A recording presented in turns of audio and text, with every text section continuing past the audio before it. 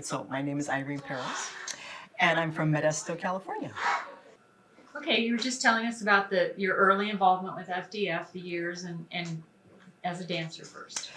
Yes, I've been involved with FDF for quite a few years. Started off as a dancer, and then as a director. Then I was on the FDF Council for a few years too as a representative. We had parish representatives, so I did that for a few years. And then I had the pleasure and the honor of being asked to be a judge, be on the judges panel. So I was a costume judge, which I still am for the last few years. That's been very, very exciting. So that's a whole new dimension of FDF. So that's it. I started off as a dancer. I kind of went through the whole range, dancer, director, council. I was also just remembered. I was also the executive director of FDF for a couple of years when we had FDF in San Francisco. So that was a wonderful experience. And then now I'm a judge, so I've been doing that for the last few years. What was involved with being an executive director? Well, if you have an idea of how big FDF is, it's like putting on a large convention when you have several thousand people attending for 4 days. So it's coordinating, organizing, having your team, having your fellow directors and dancers who are helping you out, and hosting and putting on this huge event. A lot of work, a lot of dedication, a lot of fun, a lot of all the emotions come out, and trying to deal with all these people. It was fun though. It was great. New experience, learned a lot. Met a lot of new people. Got to know the core group of FDF more, working with Peter and the board, with fellow directors and dancers who I've never met before or knew just, at FDF. So we put together a team, and management team, and we put on the FDF in San Francisco, and it was wonderful. It was wonderful. Were you, was that at the time when you were a dancer or later? Because I know that at one point they were very young management teams. Yes, we were probably, you're right, they were very young. It kind of moved in a little bit of a different direction. At that point, we were still young, but we were older than the previous years, where they were more 18, 20-ish, early 20s. We were more probably in our 30s at the time, late 30s. So it was a little different dynamics because we were older. And we just put together it was great. I mean, it was a very organized, fun, something to be very proud of, very, very proud of. We took ownership of it, and it was great. It was phenomenal. Cool. We'd love to hear about your involvement with Dina and the costumes as a costume judge. Okay. Yeah, Dina was very instrumental in first of all, bringing me on as a judge, or giving my name, for the board to consider me as a judge, as a costume judge. So previous to that, here in Modesto we would make our own costumes. There are two areas. Usually communities will either purchase costumes, borrow costumes, or they will sew their own costumes. So Modesto was one of those. We sewed our own costumes. Locally, we did our mothers, the dancers, all the family, the aunts, the grandparents would help out. So we would have big sewing parties. We'd do the research. We'd go buy the fabrics. I mean, from the very beginning, from the research to the purchasing of the fabrics, to figuring out the patterns, making the patterns, figuring out who was going to sew, who was going to do all the handwork, the embroidery, who was going to do our jewelry. I mean, it's a whole huge project. It's not just, okay, we're going to sew some costumes, and it's not a big deal. It's a huge project. So, and Dina was very much into researching, and learning more about all the different costumes, because even though Greece is a small country, there are, who knows, thousands of different folk costumes, over the centuries. I mean, we don't even know. So, in addition to being able to do all that, I mean, along with the learning curve, it was fun. It was fun, and we learned more about our culture that way. So she was very instrumental in that. How did you research the costumes back then? Because there wasn't an internet, so were you going to the library, or I mean, I'm assuming it's libraries, larger libraries like in the University of California in Sacramento, I think. Down south, museums.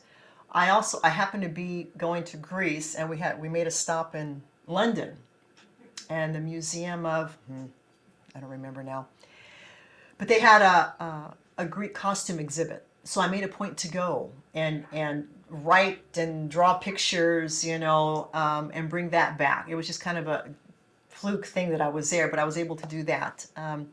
Going to Greece, yeah, just books, seeking out folklorists who are, who specialized in costumes and in fabrics. Yeah, a lot of legwork, a lot of phone calls back then, letter writing. We did that. So that's how we did that. A lot of driving to fabric stores all over, San Francisco, Washington, LA, to find fabrics that were, similar enough, close enough to what would have been used, in that particular part of Greece. So, and there was a lot of that. And then there's a big Greek community here as well. In Modesto, yes, yes, we do have a big So Greek a lot community. were. I'm assuming there were people here from Greece that also consulted or helped you out. Yes, we're very fortunate that yes, we do have a large Greek community and a lot of native-born Greeks that live here. And so when we would decide on a specific region and want to do a costume from that region, if there was someone here locally, we would absolutely go to them, and talk to them about what they knew. Sometimes they even had garments or certain pieces of a costume from that area that we could use, and that was like gold when we would find something like that. Okay, that was just like remarkable. That it's like, oh, we have an original piece that we can actually copy. Okay, so yes, a lot of that was done too. Going back to FDF itself, how was that experience for you in terms of fellowship and the other judges and directors? God, it's hard to explain. I remember the first FDF I went to. It was in Fresno, and a friend of mine, at the time Nia Simakopoulos, she had heard about it. I'm not sure how, but she goes, "Hey, you know what? There's this thing going on, and it's in Fresno. Let's go check it out." I'm like, "Oh, okay." So we drive down, and I remember being in a convention center, civic auditorium, something, a theater style, and on the stage, all these groups came out and they danced, and I'm like, I can do that. I got so excited. Like, I can do that. I want to do that. I go, I got to do it. I got to do it. That's it. I have to do that. And I think it brought a sense of, I don't know, that my, culture and pride and excitement and wow, look at what they can do. And I was like, I know I can dance, okay, and I can do that, and I want to do that. So that's how I first kind of learned about FDF, and that was in the early 80s. And I remember coming home thinking, okay, how am I going to do this? How am I going to do this? And so I go, well, I'm going to go to Dina. And how did you know Dina, if I can know? Just from being in the community, just church. Just from church, yeah, in the community. So I remember thinking, okay, I have to ask Dina. We need a director. We need somebody in charge. So I remember going to her and asking her, talking to her about it, and that's kind of how, Modesto got started in our FDF, our own FDF movement. So, but yeah, I'll never forget that. I remember Nia was sitting to the left of me. We're watching all this, and I'm like, oh yeah, this is something that we have to do, and Modesto has to do. So that's... Yeah, and the rest is history. And the rest is history. The rest is history. As far as the generations participating, how does FDF keep people involved in their Greek culture community? I mean, I can't even express how much FDF gave to me. I mean, just me, let alone, what it's given to the thousands of dancers and directors and parishes too, not just the dancers and directors, but I think to the parishes as a whole. Now, in Modesto, let me back up a little bit. We're mostly a Cretan community. Most of the people here are from the island of Crete. So growing up, that's all I knew was everything Cretan. Dancing, speaking, our little traditions we had. So everywhere we went, whether it was a wedding or a baptism or a Halendi or a name day or whatever it was strictly Cretan dancing. That's all I knew. Well, that was okay because, I'm Cretan, 100% Cretan, and most everyone else at that time in Modesto was 100% Cretan, and that's what we knew. I didn't even know really what else went on in the rest of Greece. I didn't have a need to at the time, right? Okay. So, but once FDF started, my eyes were, really, really opened up, and I went, wow, gosh, there are all these different regions and people and traditions and costumes and all the thousands of dances. I don't know, thousands and thousands of dances. And so much to learn. So much to learn. So all of that, in me at least, instilled even a bigger sense of pride, more ownership of who I am, and knowing exactly who I am and what I am. And I think I did before, but with FDF, truly gave me that sense of even really, really knowing who I am and what I am. Being very proud and wanting to express that and wanting everyone in the world to know about that. And so that's the FDF gave me that avenue to be able to do that. That's interesting. I haven't really heard that expressed that way. That's great. Dina mentioned the early years of FDF as the golden years. Would you say would you call them that, or was it a lot different back then, or?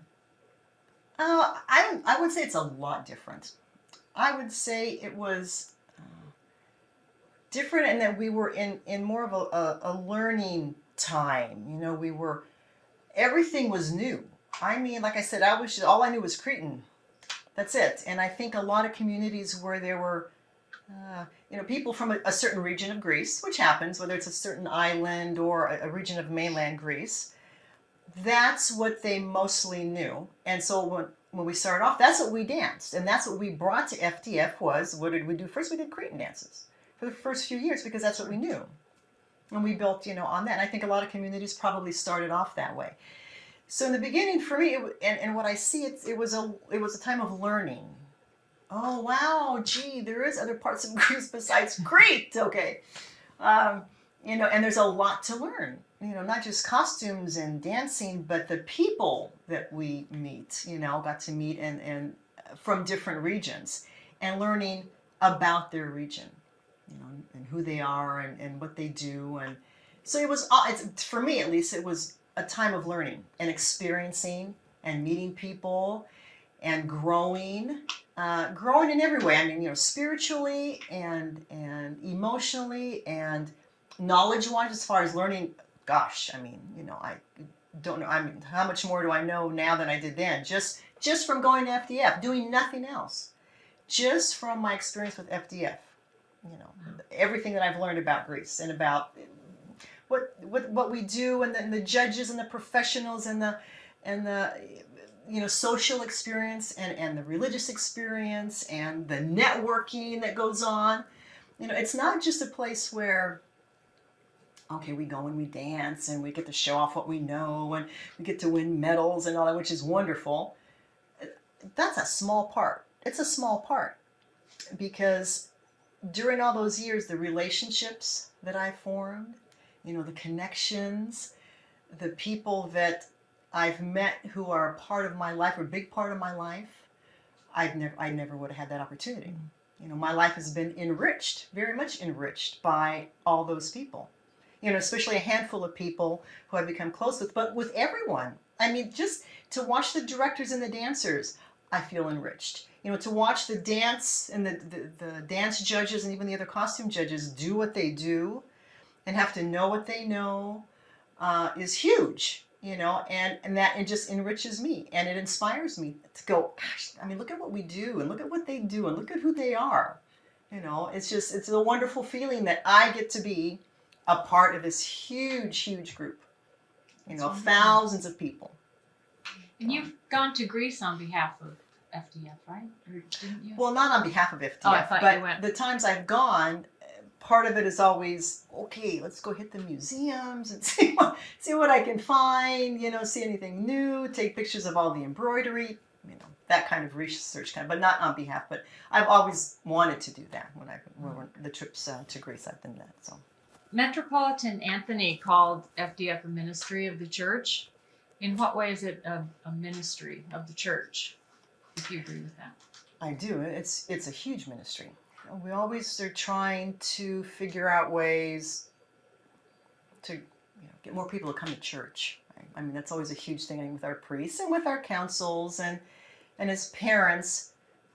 We want to express that to our children, right? That church is a big part of our lives, and with Greeks, I'm speaking for myself, but I think I can generalize a little bit that we can't separate being Greek and being Greek Orthodox. I mean, you can't take the church out of me and then just leave being Greek, and you can't take the Greek out of me and just leave the Orthodoxy in me.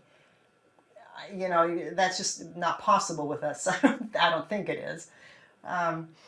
So we're so intertwined that part of dancing and singing and chanting and learning about our traditions and all of that is all intertwined in this one big, huge, it's a big circle, and it's all mixed together, and you can't take just one out.